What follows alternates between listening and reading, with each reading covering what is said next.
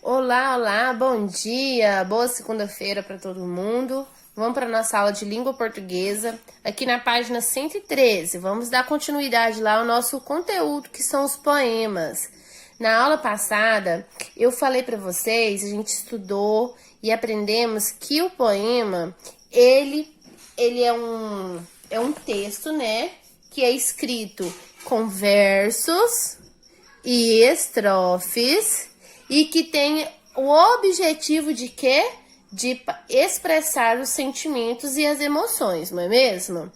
Então hoje vocês vão prestar bastante atenção, porque a gente vai aprender também sobre a sonoridade do poema. O que é essa sonoridade?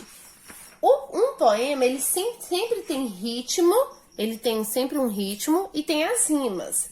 O que é a rima? É uma palavra, né? São palavras com sons idênticos ou semelhantes, que ela é caracterizada no final da palavra. E as rimas, elas sempre aparecem, geralmente elas aparecem no final do verso, e também ela pode, que são as rimas externas, e ela também pode aparecer no meio, né, dos versos, que são as rimas internas. Por exemplo, um exemplo de rima com o mesmo final: banheira inteira, espalha toalha, nem ligo umbigo, tá vendo? As rimas geralmente elas são palavras, né, com sons idênticos, né, e o final finais idênticos e os sons semelhantes. Então, o que deu a sonoridade nesse poema? O que dá ao você ler esse poema, que você fala ele, que você entende melhor? O que foi? E você também vai responder essa questão aqui, tá bom? E as estrofes têm os mesmos números de versos? Justifique. Você vai justificar se essas estrofes aqui têm o mesmo número de versos.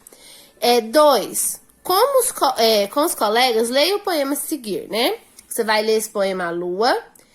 Os poemas têm o mesmo número de versos em cada estrofe? Justifique. Use o argumento do poema que você acabou de ler. Esse poema que você acabou de ler tem o mesmo número de versos e estrofes? Vai justificar. Sublinhe no poema as palavras que rimam, usando cores diferentes para cada grupo de rima. Você vai usar cores diferentes para identificar as rimas aqui, ó. Prata e mata. Vai pintar, vamos supor, verde. Vem aqui e sublinha de verde.